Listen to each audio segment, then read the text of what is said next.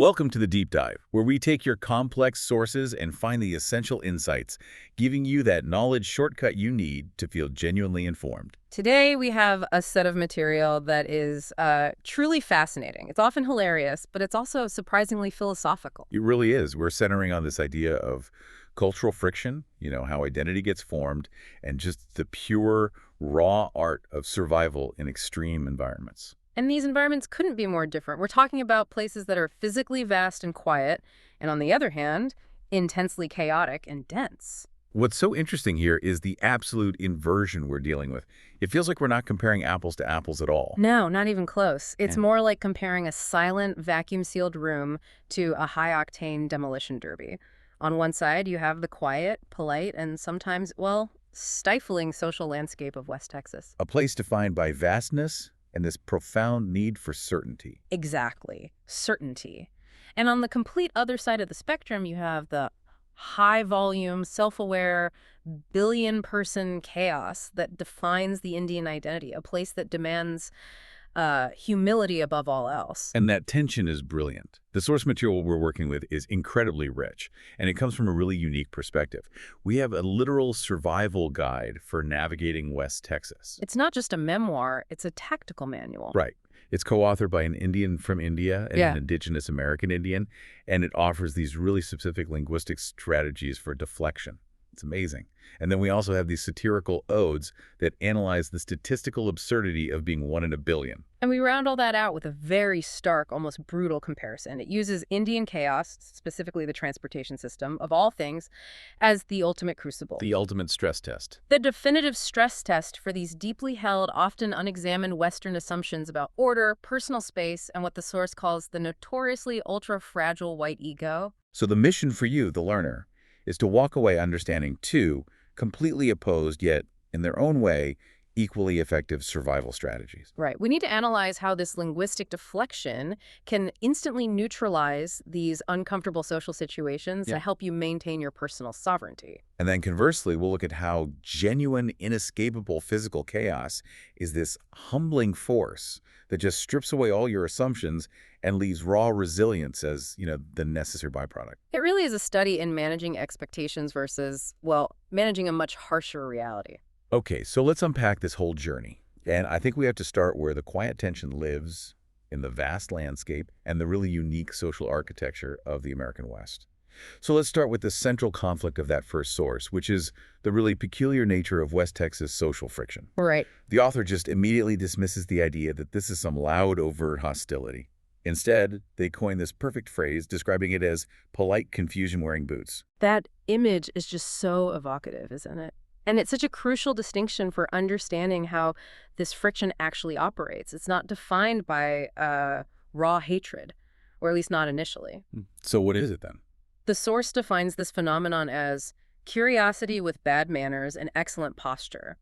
It's this intensely social environment where the default setting is almost an aggressive kind of hospitality. Okay, but that hospitality, it comes with strings attached. Big strings. It comes wrapped in these implicit, highly specific expectations about permanence, conformity, and most importantly, your origin. So if it's not hostility, what is the underlying social mechanism here that creates all this discomfort for the newcomer? Well, the source argues that West Texas culture operates with a fundamental, really profound level of certainty. The world, in their view, has a proper, understandable order. Which isn't necessarily a bad thing on its own. No, of course not. It's the social architecture that allows life to function predictably across these huge, empty distances. But any deviation from that order, an unfamiliar accent, a different origin, a different skin tone, it requires an immediate and very detailed explanation. That deviation creates a kind of a glitch in their system. Exactly. It creates confusion in the mind of the local, and their ingrained politeness requires them to address that confusion head on. Ah, okay. So the uncomfortable questions, they aren't actually designed to exclude someone. They're designed to locate them. It's like they're trying to file the paperwork on you. Precisely. The author notes they aren't trying to violently throw you out. They're trying to file the paperwork on your soul. They just need to know your history, your intentions, your genealogy, so they can place you into their predictable social map. So it's not enough to say you moved from, say, New Jersey. Oh, no. They'll ask, but where were you before that? And if you say Kentucky, they'll ask, but where are you from originally? They'll keep digging, sometimes going back 3 generations, until they can eliminate the confusion by creating that certainty about you. And the high-stakes social game for the newcomer, then, is not to fight that certainty. It's to dismantle it, but gently. Right. The objective, according to this survival guide, is to deflect, confuse, and out-polite the politeness. It suggests that if you just smile, shake their hand firmly, but never actually answer the question they think they asked, you win the encounter. You've just transferred the burden of confusion right back onto them. And that uncertainty, if it just lingers, it manifests as that low-grade, exhausting social treadmill for the newcomer. It's the repeated probing questions, the tone-deaf compliments, the constant need to justify your presence. The West Texan is basically just waiting for you to become easier to understand. And the survival guide's primary directive is, don't ever make yourself easier to understand. I love that. So this culture shock, it's best understood through the narrative of the confused New Yorker moving to Midland, Texas. That really serves as the perfect inversion mechanism in the source. It does. Let's start with just the sheer scale of the environment. The comparison of distance is immediate, and it's jarring. It really is. In New York City, the source notes, travel is compressed. Everything is tight. Distance is measured in blocks or subway stops or maybe, the emotional trauma of a 45-minute bus ride. You can see 7 different cultures arguing on one street corner. Exactly. Everything is dense. But in West Texas, that metric shifts completely. Distance is measured in hours. And people just accept it. The New Yorker is just astonished to meet a local who casually mentions driving 4 hours one way just for coffee with a cousin. And this is considered a quick trip or a short drive. The idea of spending 8 hours in a car for a beverage is, it's unfathomable to the urban mind. 8 hours round trip for me is crossing multiple states and probably triggering an existential crisis. Right. And the scale, it profoundly affects your perception. The roads themselves are part of this humbling landscape. They're described as straight as truth and just as lonely. That's a great line. The New Yorker finds this vastness deeply unsettling. In the city, you're lucky to see past the next food cart. Here, they can see forever. And that physical visibility is culturally challenging. It removes all the anonymity and the crowded protection that a city provides. And of course, that physical scale dictates the whole tempo of life, which brings us to what the source calls the sleeping city phenomenon. Yeah, at 11 p.m. in Manhattan, that's dinner time. The city is humming, every utility is active. But in Midland? In Midland, 11 p.m. means locked doors, sleeping tumbleweeds, and a silence that the New Yorker finds just unnerving. The only business open might be a gas station where the granola bar on the shelf looks like it survived 3 presidencies. The city has just retired for the night. And the locals define that silence as peaceful, but for the newcomer, that silence is a void. They're used to paying thousands of dollars for quiet and still hearing sirens in the distance. This level of silence is psychologically disorienting. And then there's nature itself. The source describes it as being so honest. The New Yorker, being cynical and urban, initially thought stars were a myth invented by Hershey's for marketing. Which is hilarious. Yeah. But the move to West Texas provides this kind of cosmic shock. The sunsets are so intense they could make poets quit their jobs out of humility, realizing they could never capture that kind of visual drama. And the sky at night. It just spills across the dark canvas like glitter. That shift from intense urban artificial noise and light pollution to this cosmic silence and raw, unfiltered nature. It forces a profound psychological adjustment. You realize, in a very physical way, just how small you are in the grand scheme of things. Exactly. Which brings us to that painfully relatable moment of trying to assimilate, the hat incident. Oh, this part is great. So the New Yorker buys a broad-brimmed cowboy hat, trying to channel some kind of rugged Western aesthetic. Maybe Clint Eastwood or John Wayne. But that aesthetic, the source notes, retired sometime around the Bush administration. The reality is they walk into a local diner and are treated not as a native, but as a time traveler. Or someone in a play. Right. And that immediate failure to assume the correct local uniform, it just underscores the complexity of integration. You can buy the costume, but you can't buy the context. The real local uniform is usually much simpler, quieter, and it's worn with a different kind of ease. It's that instant realization that the environment has just rejected your whole premise, your attempt to fit in, simply because you don't have the history that the hat implies. This is where the social rules become genuinely inverted. It shows just how deep the cultural separation runs.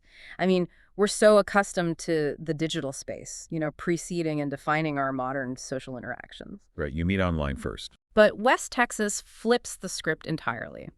This is what the source calls the Facebook is offline phenomenon. In New York, or really any dense urban environment, the protocol is so clearly established. You network, you friend, you connect online first. And that digital connection is disposable, it's high volume, it's very low risk. And then you spend the next several months actively avoiding a physical meeting with that person. Exactly. But in Midland, the source observes this stark difference. People treat their digital social graph like a highly protected asset. They form groups in person first. They actually have to spend time together. Right. They engage in physical proximity, barbecuing, sharing secrets, drinking under those stars, working on the rigs.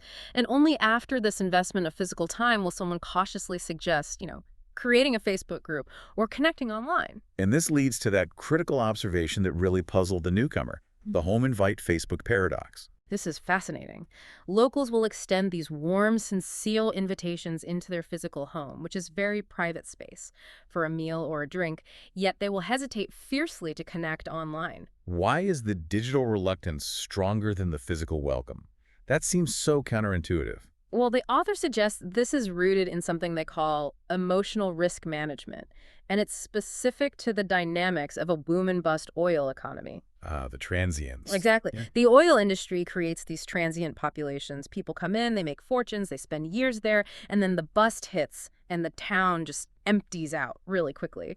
So the locals have rationally, and maybe self-protectively, learned not to open their deep social graph too fast. And the physical home invite is immediate, it's time-limited hospitality, it's a dinner, a temporary welcome. Precisely. It's a kind of spatial generosity. But the social graph, the Facebook network, the digital friendship, that's seen as emotional capital. It's a long-term investment. It's tying your history and your future to someone else's.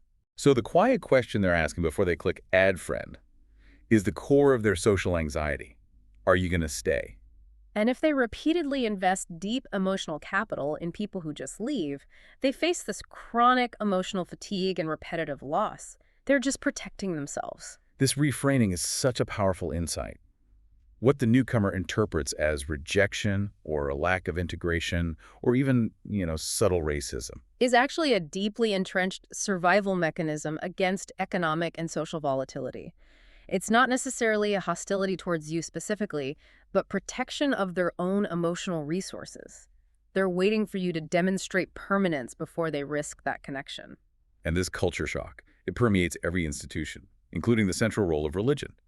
The New Yorker observes that 9 out of 10 people go to church, and the 10th is just late. Right. Sunday isn't just a day of rest. It moves in slow motion. Everyone's dressed neatly, participating in this communal rhythm. And that church environment is often the first and maybe the most intense point of cultural integration for a newcomer.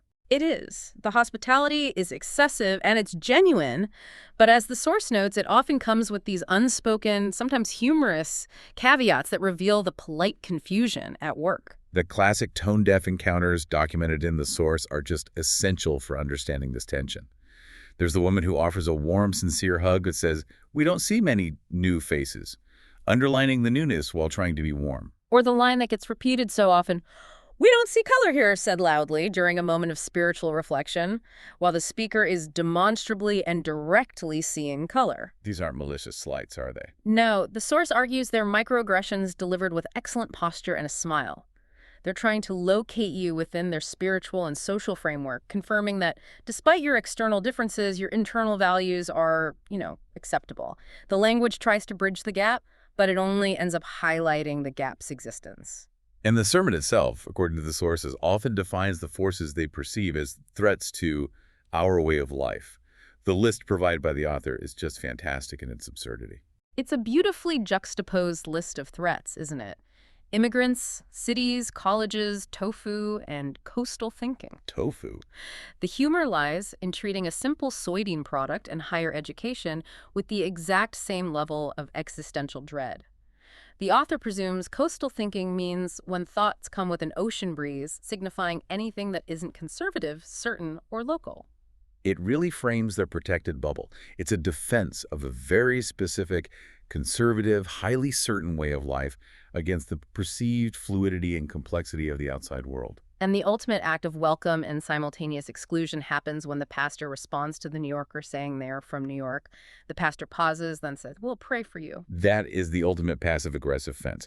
That line simultaneously accepts the individual into the communal prayer circle. But it subtly marks them as needing salvation from their origin. It's saying, we accept you, but your environment, your city, your upbringing, your coastal thinking, that requires divine intervention for purification. It's the ultimate soft disqualification. It means you are not entirely one of them, but you are a project for their collective prayer efforts. And that deep analysis of the intent behind that simple phrase just shows the incredible complexity of managing this polite confusion. Okay, so now we move from analysis to action. We're deep diving into the field manual co-authored by an Indian and an Indian Native America, which provides these tactical strategies for survival in this environment. And the core strategy is not conflict, but using linguistic jujitsu to confuse the interrogator. The central directive is absolute. Smile, but never explain. Explanation is surrender. It is. The moment you begin to logically justify why you are where you are, explaining your job, your parents, your accent, you concede their premise that your presence is a deviation requiring paperwork. The intellectual act of explaining is in itself an acceptance of their certainty. The genius of it is that the goal is to transfer the cognitive burden back onto the questioner, make them do the work. And the primary weapon, the manual stresses, is confusion. It explicitly calls confusion the West Texas kryptonite. If they cannot successfully locate you on their map, their certainty just falters. And this is where that powerful alliance between the Indian from India and the Native American is so foundational. It is. Both have these deep, complex histories of dealing with external forces, trying to define them, categorize them, or, colonize their identity. One endured colonization twice, adapting and thriving through linguistic and cultural complexity. The other never stopped enduring it, resisting definition over centuries. And they are united in their profound skepticism of questions that sound innocent but function as these subtle loyalty tests. Their shared history means they approach these questions not as a conversational exchange, but as a tactical problem to be solved through absurdity or history. Okay, let's dedicate some serious time to deconstructing these tactical scenarios because they are just brilliant. Let's start with scenario 1, Thanksgiving, the loyalty test. Right, the question is deceptively innocent. Did you have a good Thanksgiving? But the source warns that this is not about food, it's a loyalty test disguised as turkey. What's the real question being asked there then? What are they really probing for? The questioner is looking for an affirmation of the traditional, the pilgrim-centric American narrative. They want to hear about the deep cultural resonance of the holiday, how you participated in this core American ritual. It's a soft probe for cultural allegiance. So the retort, which leverages this alliance and this history, is brilliant because it just refuses the premise entirely. I'm more on the side of the Indian. And that immediately introduces historical complexity right where simplicity was expected. The manual stresses that the delivery is key. It must include a pause, a smile, and maintaining eye contact. And the reaction is the measure of success. Yes. The author notes that if they freeze, just stunned by the historical implication and the refusal to conform, you've instantly won the encounter by making them uncomfortable with their own historical certainty. Hey, if they laugh. If they laugh, you've won too, maybe even a bigger win, because you've demonstrated a shared, dry, irreverent sense of humor that is actually required for real integration. You found a potential ally. So the key is forcing this moment of cognitive dissonance that entirely interrupts the expected social script of compliance. Exactly. It forces them to reconcile the historical weight of that phrase with the modern, polite expectation of the dinner table. It's a gentle historical shockwave delivered right over the mashed potatoes. Okay, next up, scenario 2, English proficiency. This is a common one, an often patronizing compliment. Wow, you speak good English. The standard default polite response is to say thank you and move on, right? But in doing so, you confirm the compliment's underlying premise, that your ability to speak English is somehow remarkable or unexpected. So the Indian retort is this masterful linguistic judo, you too. Yes, and it has to be said warmly, sincerely, and with a slight nod. I want to pause on that retort for a second, Yeah. too. It's so deceptively simple. Why is that specific phrasing such an effective form of deflection? Because it instantly establishes a false equivalency. It treats their compliment as a mutual observation, as if the Texans' use of English is just as noteworthy and perhaps equally surprising as the newcomers'. It forces them to momentarily examine their own use of English. Which is the exact opposite of the power dynamic they intended to establish. They meant to complement your proficiency relative to your background. You replied by complimenting their proficiency relative to the shared reality of just speaking English. The conversational floor is just instantly leveled. It leaves this unsolved riddle hanging between you. And the conversation can't proceed on the terms of proficiency or origin anymore, only on the mutual fact that you both speak English. It's a checkmate of politeness. It creates confusion, the West Texas kryptonite, but packaged perfectly within a sincere-sounding compliment. They can't possibly be offended, only confused, which is the whole goal. Let's move to scenario 3. The follow-up origin trap. This is that relentless pursuit of genealogy. The genealogy with a lie detector. The classic progression. Where are you from? You say, India. And then comes a follow-up. No, I mean originally. This is the deepest attempt to locate the person within a hierarchy of acceptable origins. It's demanding the newcomer provide the exact coordinates of their difference. Right, they're often trying to trace your lineage back to some point of cultural submission or, exotic origin. So the rebuttal here is existential, and it's humbling. It shifts the entire frame of reference. Originally, Stardust, like you. The beauty of Stardust is that it refuses the narrow, historical, geographical framework entirely. It expands the context to the universal, the cosmic. It gently, poetically, and instantly renders the initial question petty and irrelevant. The manual guarantees this response either ends the conversation immediately because the interrogator is just stunned, or it initiates an unplanned philosophy degree right there in the diner. The key strategy here is that deflection is not passive avoidance at all. It's an immediate, strategic reframing of the conversation on a higher, more historical, or more absurd level. It forces the questioner to just drop their line of inquiry. The survival manual then moves beyond these simple retorts into using identity and history as highly polished defense mechanisms. It teaches the newcomer how to almost weaponize historical context using these perfectly polite remarks. History becomes this borrowed heavy asset you carry into the conversation. Exactly. Take the accent compliment, I like your accent. If you're constantly reminded that you sound other, it becomes exhausting. The standard response is to just internalize that difference. But the deflection response is, thanks, I borrowed it from history. Or if they press for clarification, the follow-up is even better. It's vintage, colonial era. That's just elegant deflection. You accept the compliment, but you attach this weight of complexity, the history of language, migration, empire, cultural contact, that the questioner was absolutely not prepared for. You thank them, but you make them suddenly responsible for the British Empire's entire linguistic legacy. And this strategy of forcing confrontation is essential when dealing with subtle, couched prejudice. The job praise is a perfect example of this. Yes. You're doing really well, considering the subtle implication is considering your background, considering your race, considering your immigrant status. It's a psychological fence that marks you as eternally exceptional, but never quite equal. And the retort here is simple, but it's surgically precise. Considering what? And the instruction in the manual is critical. Do not plink. Let them answer their own sin. You're demanding that they voice the subtle, racist assumption that was hidden behind their politeness. You force them to explain their prejudice, transferring the entire burden of justification back onto them. All while the newcomer maintains perfect composure and politeness. It is a stunning display of intellectual and social sovereignty. This whole strategy is about disrupting the certainty of the questioner. That West Texas friction hides uncertainty masked by hospitality. And this survival guide accelerates the process of forced self-questioning. It makes the act of probing an unfamiliar person deeply uncomfortable for the questioner. The manual also tackles this barrage of everyday micro-frictions. For example, technology and assumptions about development.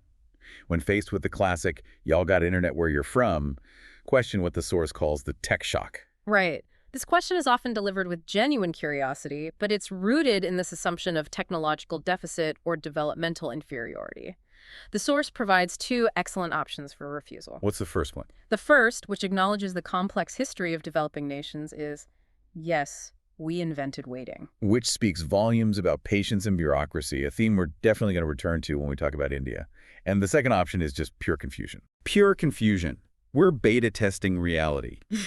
Both answers refuse to confirm a technological deficit. The second one is just pure technobabble, designed to terminate the interrogation instantly by making the answer more complicated than the questioner is willing to pursue.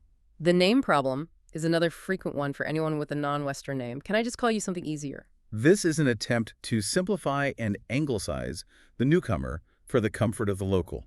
The retort is a straight power play, reclaiming sovereignty over the conversation without escalating any hostility. Sure, you can call me sir. It outpolites the politeness by using hyperformal respect as an impenetrable shield. It's immediately clear, it's assertive, and it's impossible to argue with without sounding utterly rude. And this links back to the extreme environment of India, the driving compliment. You drive pretty good, the retort is. Thank you, we train in chaos. That's a subtle but really powerful declaration. It says that their competence is forged in a crucible infinitely more complex and demanding than a straight, lonely West Texas road. It hints that the West Texan simply hasn't faced a high-stakes driving challenge comparable to a daily commute in, say, Mumbai or Delhi. Even cultural touchpoints like food become grounds for this kind of deflection. If asked, is that spicy? Often delivered with a mixture of fear and mild apprehension. The response is just two words: only emotionally. And what does that do? It shifts the focus from the physical attribute of the food, which is a simple heat level, to an internal, untestable emotional state. It's a refusal to quantify or simplify the cultural experience of the cuisine. It's a statement that the food is complex and you are not equipped to measure it in simple physical terms. Then there is the dreaded politics probe. So what do people think about America? A question that demands a monolithic, prepackaged immigrant opinion. The answer: which version? That instantly fractures the assumption of a single America and a single immigrant perspective. It's a masterful way to avoid wading into a political debate while simultaneously highlighting the questioner's own simplistic worldview. And the manual collects the ultimate insults to turn them into personal assets. The final boss scenario is when someone starts with, no offense, but... The retort is, none taken, I collect them. That is the ultimate mastery. It recognizes the attempted slight, it accepts it, and it turns the microaggression into a personal hobby. The source notes that this response, delivered with this serene smile, causes the questioner to immediately apologize and retreat. They've been completely disarmed by the newcomer's self-possession. The manual concludes this section with a really advanced strategic tip. The importance of coalition building. The advice is, form coalitions, especially with people who are here before the map. And this is the core thesis of the collaborative work between the Indian from India and the Indigenous American Indian co-author. They recognize a shared history of being defined by external powers. And this alliance culminates in the perfect joint retort when they're faced with a question that tries to categorize and separate them. So, what kind of Indian are you? The Indian from India responds, imported. The Indian from Native America responds, original. And then together, they deliver the unifying punchline. Same warranty issues. That line is a work of genius. It instantly forms a bond that transcends geography and history. It confuses the questioner completely and transforms a moment of potential separation into one of shared experience and satirical unity. They have mutually refused to be located by the questioner's terms. The ultimate synthesis here is that the friction in West Texas is not pure destructive hatred, but a certainty that demands explanation and conformity. When they can't locate you, they resort to smiling and waiting for you to become easier to understand. And the survival guide is designed to accelerate the opposite process, making the questioner uncomfortable with their own certainty. The author draws distinction between the hostility they observed elsewhere. They said Kentucky racism was subtle, like a dog that growls but stays on the porch. But West Texas racism? West Texas racism is a cheerful marching band, convinced it's being hospitable, but demanding unwavering conformity to their social map. And the friction dissolves not when the Texan changes their mind, but when repetition and familiarity finally replace suspicion. The core problem, the author concludes, is that they weren't trying to exclude, they were just trying to locate. Okay, we pivot now. We are shifting our focus entirely. We're moving from the quiet, vast, demanding social landscape of West Texas to the dense, loud, impossible reality of India. A place where deflection is unnecessary because survival is the only language. Right, and the source material here introduces the defining thesis of the Indian identity. I am Indian, my friend. I am 1 in a billion. And this is a fundamental philosophical counterpoint to the Western concept of 1 in a million, which implies, rarity, uniqueness, and exceptionalism. But the source argues that in India, 1 in a billion isn't rare at all. No, it's statistically unavoidable. It's impossible to understand fully and impossible to ignore. This statistical scale defines absolutely everything. 1 in every 6 humans on Earth is Indian. This sheer volume necessitates the invention of complexity itself. The source argues that India is the country that probably forced anthropologists to invent the word diversity. It's an identity defined by this massive, multi-layered density linguistically, culturally, religiously, and socioeconomically. We're talking about a civilization where a single extended family can speak 3 or 4 languages, celebrate 5 major festivals in a single week, and survive on a diet that incorporates every contradiction imaginable. And trying to explain this to an outsider? The author notes it results in the foreigner politely backing away, whispering, "This is just too complicated." The system is inherently overloaded by its own statistical weight. The source also notes that this scale means your personal ego cannot possibly survive. When you are 1 in 1 billion, your uniqueness is, it's mathematically impossible. It is a constant ambient reminder that the world does not revolve around your feelings or your expectations. And the genius of this identity lies in its capacity for simultaneous, delightful contradiction. It actively defies Western notions of linear logic or consistency. And the sources list these contradictions as the bedrock of cultural endurance. Let's start with the philosophical conflicts inherent in daily life. On one hand, the culture embraces destiny, and luck fatalism is a comfort. Yet, on the very next breath, we think we can entirely control that destiny if we simply Google the right solution or consult the right astrologer. It's the embrace of both the fatalistic and the hypermodern, often in the same person, often within the same 5-minute conversation. And the social habits clash dramatically.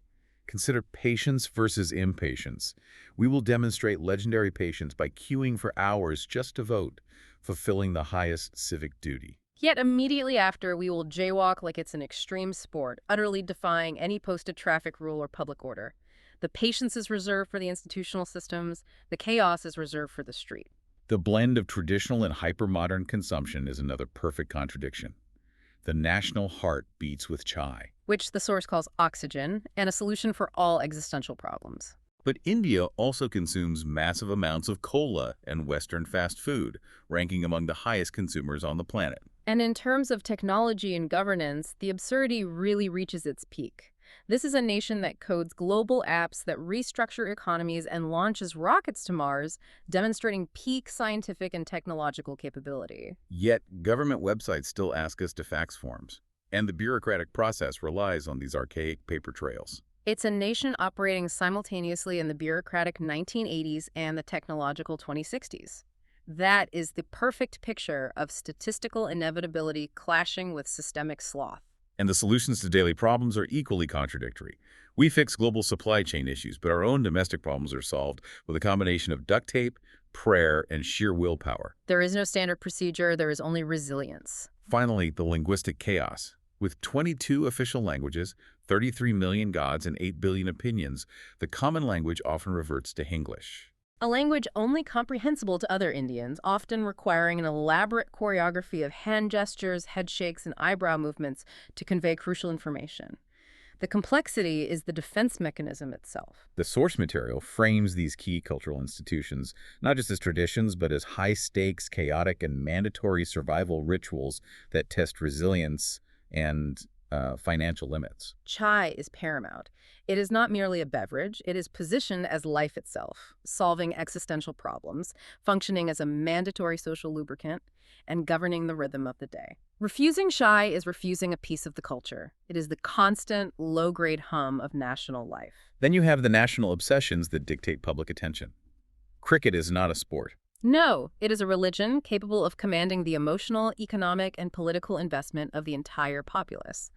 Bollywood is an entertainment. It's described as Shakespeare with songs and overacting. It serves as the primary moral, social, and emotional compass for millions, defining aspirations and expectations in a way Western cinema rarely achieves. And the ultimate example of this cultural intensity is Indian weddings.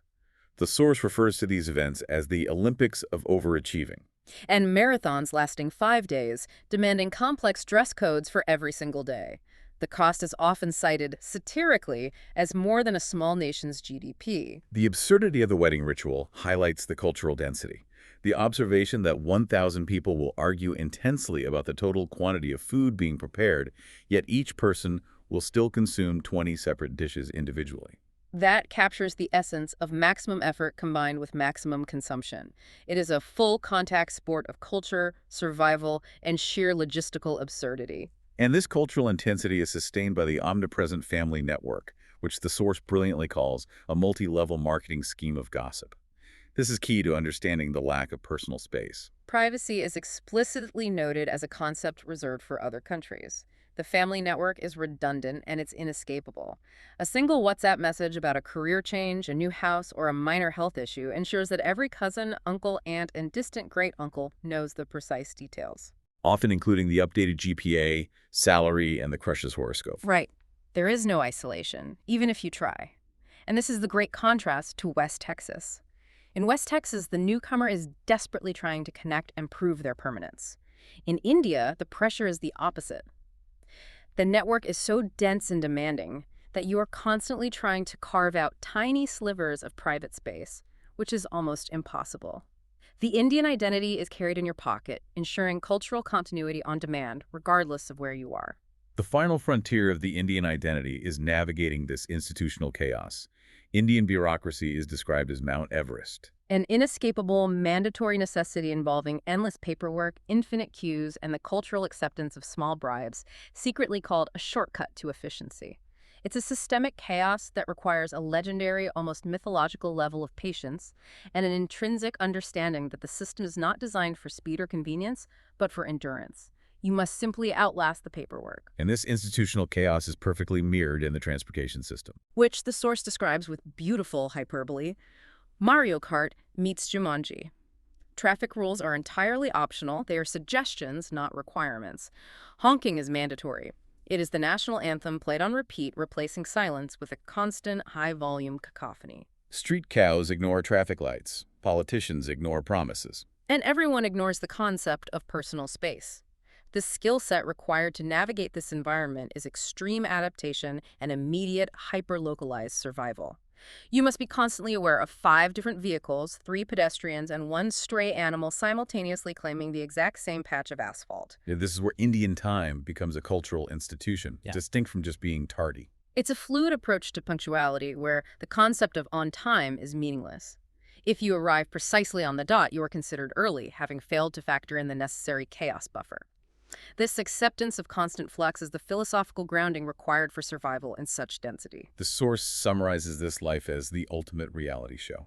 Chaotic, colorful, inexplicable, yet somehow endlessly entertaining. And the core lesson learned here, contrasted with the deflection required in West Texas, is that patience, resilience, and the capacity to laugh at life, while simultaneously sipping chai on a traffic-clogged street, is the required mode of existence. This transition is where the source material gets intensely analytical and provocative.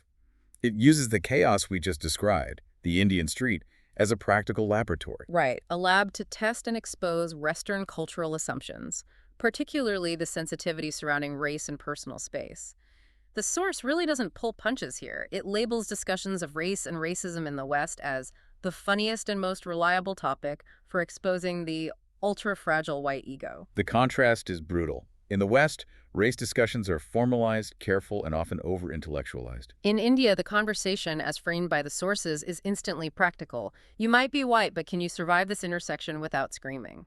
The key point is that the Western visitor arrives with a mental framework that is armored with polite assumptions about queuing, personal space, and the universal concept of hello. And these delicate assumptions are shattered instantly by the sheer force of the street-level chaos. The Indian way of life treats this concept of white fragility like a mosquito in the monsoon. It may exist, it may buzz annoyingly, but it is promptly ignored, shoved aside, and ultimately drowned in the torrent of necessary chaos.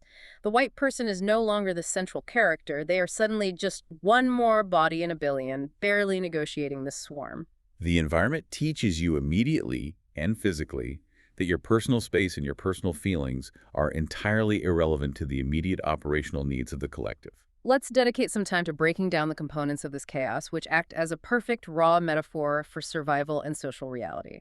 Each vehicle, each interaction, it symbolizes a force in Indian life. You have the rickshaw, Yeah. The auto rickshaw is agile, chaotic, relentless, and impossible to predict. It moves forward through any gap available. It symbolizes the relentless, unavoidable forces in Indian life, like gossip at a wedding or the relentless pressure of the family network, impossible to stop, always finding a way through the crowd. Then there is the motorbike. Swift, unpredictable, often carrying 3 or 4 people plus luggage, brushing right past you without any acknowledgement or apology. The motorbike represents the indifference of Indian bureaucracy and the rapid, impersonal pace of modern urban life. You are a momentary obstruction, but you're not important enough to warrant acknowledgement. It's a physical manifestation of being ignored because the system is just too large to care about your feelings. And the ultimate metaphor is the pedestrian. Constantly negotiating space, shoving through crowds, chanting prayers, and eating pani puri simultaneously. This is survival itself. It is a multitasking, relentless, multisensory negotiation of physical reality.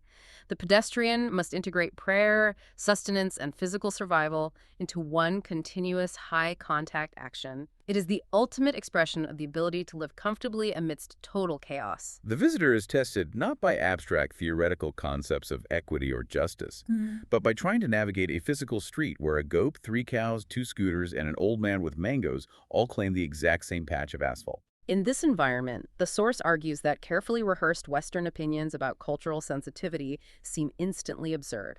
Survival becomes the only relevant lens. You cannot pause to intellectualize the meaning of the chaos.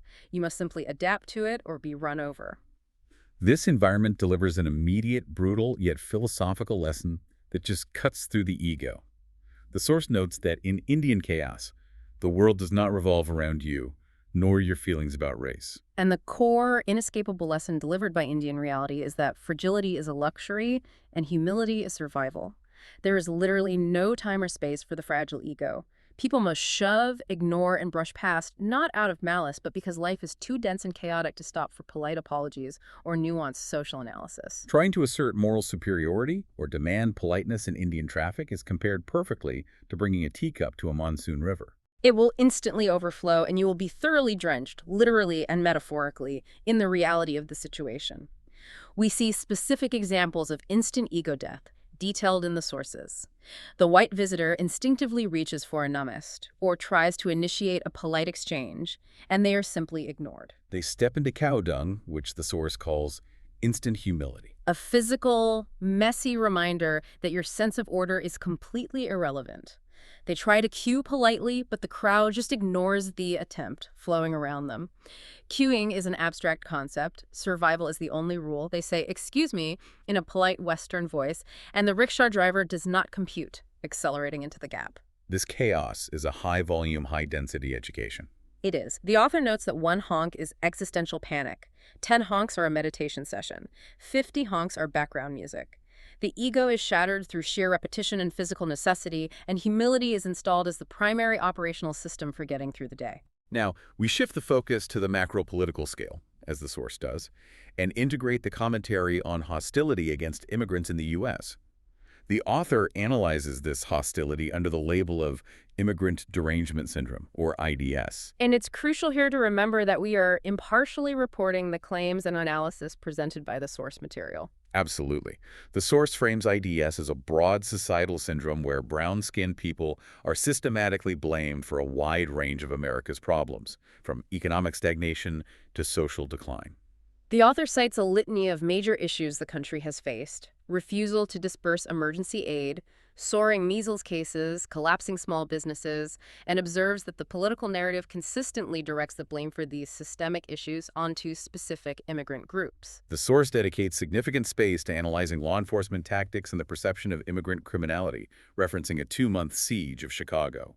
Federal agents were shown targeting people who looked Latino, often presuming they were undocumented or affiliated with gangs, even when data did not support those assumptions. A startling data point is provided by the author. The source claims that only about 1.5% of those detained for immigration-related reasons had actually been convicted of a violent felony or sex crime.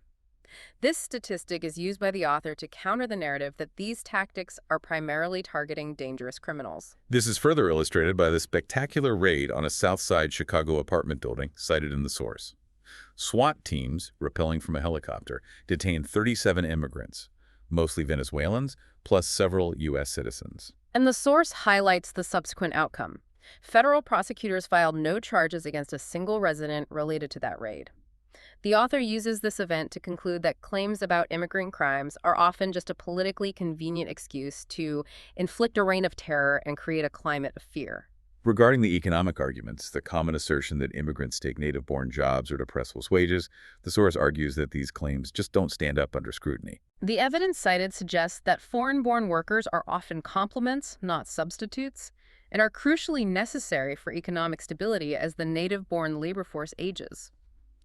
The source focuses on sectors like construction, noting that if foreign-born workers were removed from that industry, it would cause a substantial fall in housing supply rather than benefiting native workers. Immigrants are often filling labor needs that the aging native-born workforce cannot or will not address. Furthermore, the author dismisses claims that immigration stalls U.S. technological progress by pointing out that immigrants have played key roles in major technological achievements throughout U.S. history, citing the heavy presence of immigrant engineers and entrepreneurs in Silicon Valley as evidence that immigrant labor fuels, rather than detracts from, innovation. Importantly, the source maintains that IDS is a top-down phenomenon, not a broad popular movement. Right. The author cites public opinion data suggesting widespread disapproval of the political cruelty, noting that only 38% of Americans had a favorable view of Trump's handling of immigration by December of that year, down significantly from earlier. The author ties this political phenomenon back to the core theme of cultural friction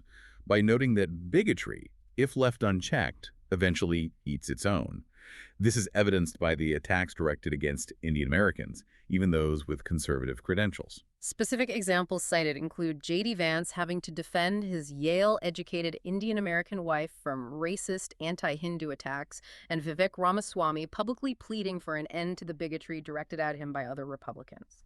The author's conclusion on this political section is that if you are an immigrant with brown or black skin, you are a target, regardless of how exemplary your behavior or how successful your assimilation efforts are. And the source ends this analysis with a note of guarded optimism, citing Dr. Martin Luther King Jr., believing the basic decency of most Americans will eventually prevail over hate, though the struggle is relentless. We have completed a comprehensive journey across two fundamentally opposed cultural friction zones. West Texas friction seeks to locate and define you through polite confusion and questions of permanence. It demands certainty. And Indian street chaos seeks to survive through immediate physical adaptation and the relentless, necessary shredding of ego. It demands humility. The source material offers profound hope for resolving the relational friction encountered in West Texas. The tensions are fixable because they are rooted in fatigue and fear of loss, not deep hostility. Right. They dissolve with time, repetition, open conversation, and the slow establishment of familiarity that eventually replaces suspicion. The problem in West Texas, the source argues, is often fear of loss in that transient oil economy, not innate bigotry. The author, an Indian immigrant, emphasizes the importance of intentional integration. It's crucial for the newcomer to make a point of meeting locals, even awkwardly. Because the alternative living in geographic exile, while remaining socially untouched by the place you inhabit, is a self-imposed segregation that merely confirms the locals' initial suspicions. The newcomer must make the effort to breach the social fence, realizing that the hesitation is often a protective shell, not a weapon. To conclude the West Texas portion, the source insists on highlighting the genuine, compelling positives that coexist alongside the cultural friction. And these positives, ironically, rely on the same qualities that make the social interaction difficult: vastness and permanence. The nature of West Texas is praised extensively. The landscape is stark, humbling, and honest, forcing an individual to confront their own ambition against a cosmic scale. The sky is noted as being bigger than any individual ambition. There is also space, both physical and mental, that the urban environment denies. It allows the newcomer to breathe and think without the sensory overload of density. And crucially, the small-town nature allows for repeat encounters. This is a profound distinction from the city of strangers. You'll see the same people again and again. And that repetition is the necessary condition for familiarity to replace suspicion and for real, deeply rooted friendship to become possible. The underlying theme that connects both the polite confusion of Texas and the survival chaos of India is the simple, humorous observation made by the author's friend. Humanity is a trip. Whether you are navigating the subtle, collared shirt microaggressions of a Midland golf club, or the physical onslaught of a Delhi intersection, the core requirement remains the same. Resilience and the ability to adapt without losing your essential identity or sovereignty. We've seen two distinct cultural filters applied to the newcomer. The Texan filter selects for conformity and permanence, promising social security in exchange for homogeneity. And the Indian filter selects for immediate competence and mandatory humility, demanding survival in exchange for life itself. And both, in their own unique way, reveal something fundamental about identity. In the face of intense, polite social pressure, the Indian alliance found power in linguistic sovereignty, refusing to be defined. And in the face of overwhelming physical chaos, the fragile ego found instant, painful, but necessary humility. We did a deep dive into the art of survival through deflection, the statistical absurdity of cultural scale, and the chaotic landscapes where patience and resilience are the true currencies. The fascinating takeaway is that understanding the nature of the friction dictates the survival strategy. If the world is asking you to file confusing paperwork about your origin, confuse the bureaucracy with philosophical and historical linguistic judo. If the world is forcing you into a chaos sprint, shed your ego and run faster. So what does this all mean for you, the learner, taking this knowledge back into your own life? Well, next time you find yourself facing an uncomfortable social or physical situation, don't rush to explain or assert your comfort. Analyze the environment first. Is this a situation that requires deflection through politeness to maintain your sovereignty, to out-politeness the confusion? Or is this an instant lesson in survival through shedding unnecessary fragility? Think about the ultimate message of the sources. If you survive the chaos, you gain humility. If you out-politeness the confusion, you retain your sovereignty. And if you find yourself back in that West Texas dining room being asked if you had a good Thanksgiving, just remember the coalition's ultimate strategy. It's not about food, it's about history. Final provocative thought. If Indian traffic is the ultimate test of the white ego, what everyday situation in your own life acts as the silent daily stress test for your deeply held, unexamined assumptions about order, control, and personal space? And what happens when you decide to simply say, I'm more on the side of the Indian, and pass the gravy?